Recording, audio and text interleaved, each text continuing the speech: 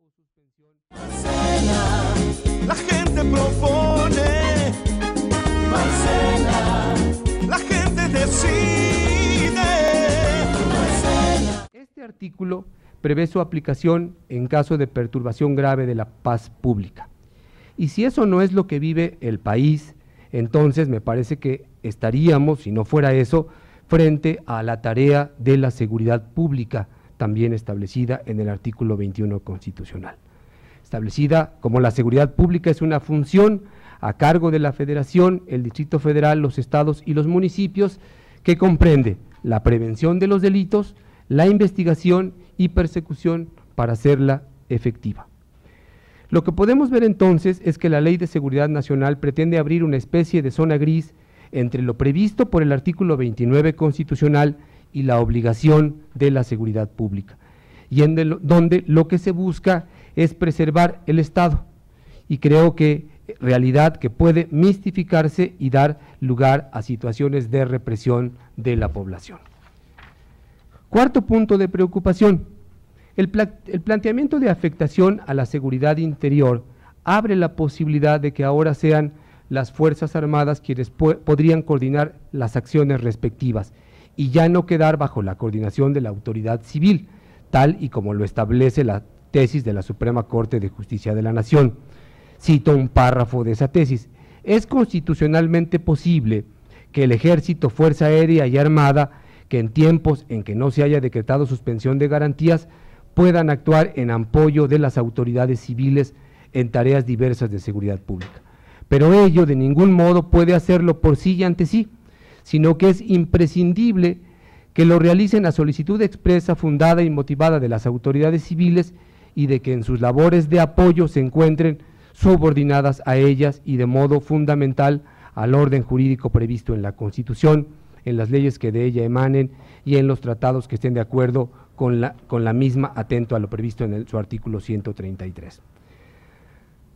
A diferencia de este sentido de la tesis de la Suprema Corte, el proyecto de la Diputación priista, por ejemplo, propone en el artículo 74, fracción cuarta, lo siguiente: la declaración de afectación deberá contener, inciso A, las medidas a adoptar, las directrices, las instancias y autoridades que apoyarán y la instancia o autoridad designada como responsable de la coordinación.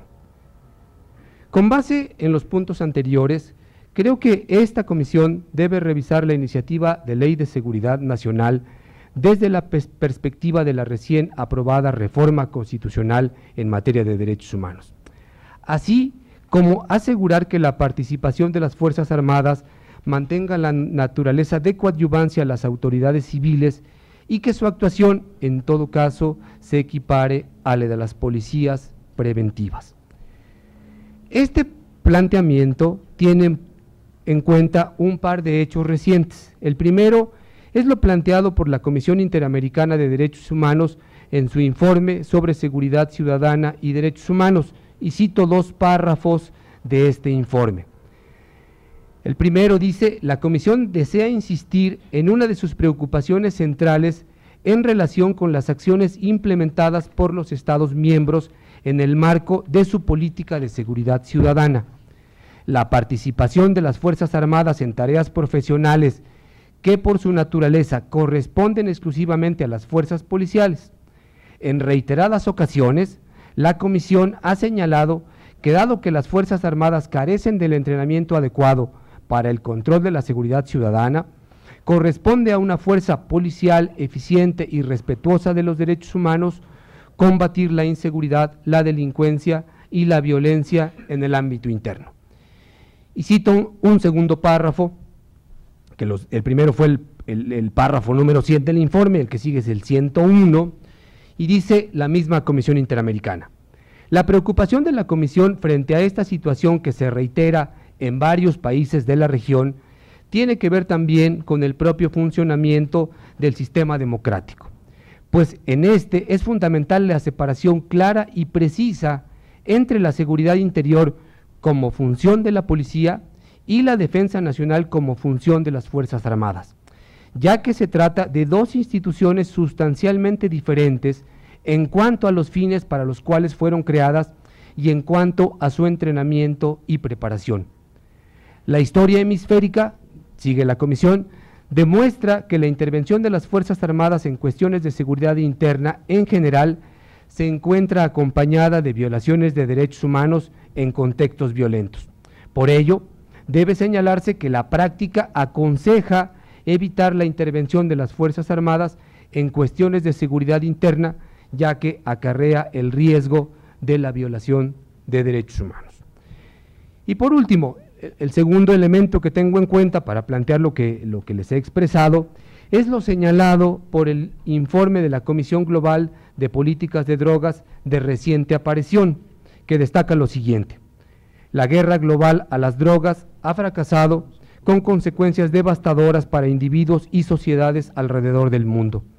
50 años después del inicio de la Convención Única de Estupefacientes y 40 años después que el presidente Nixon lanzara la guerra a las drogas del gobierno norteamericano, se necesitan urgentemente reformas en las políticas de control de drogas nacionales y mundiales.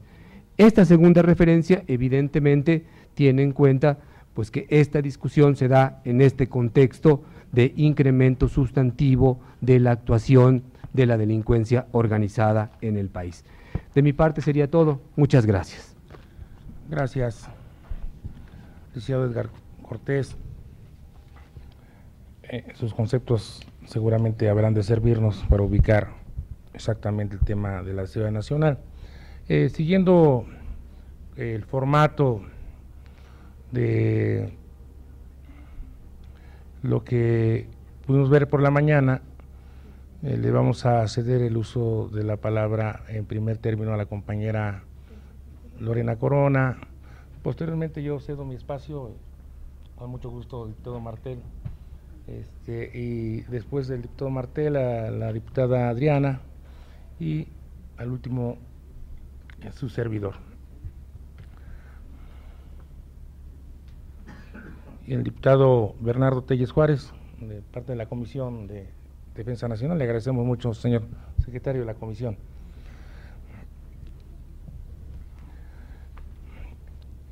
Diputada Lorena Corona tiene el uso de la palabra. Muchas gracias y muchísimas gracias por su exposición. Y un poco retomando la parte de su conclusión, a mí me gustaría saber, entonces, ¿cómo podría ser viable la minuta sin vulnerar a los derechos humanos? Es decir, que de la conclusión que nos ha dado, que usted complete precisamente el cómo sí podría ser viable esta minuta, obviamente, tomando en cuenta los derechos humanos y, como usted bien lo mencionó, la parte declaratoria que ya se ha que ya se ha aceptado en cuanto a todos los términos que respetan a los derechos humanos de nuestra Constitución. Gracias.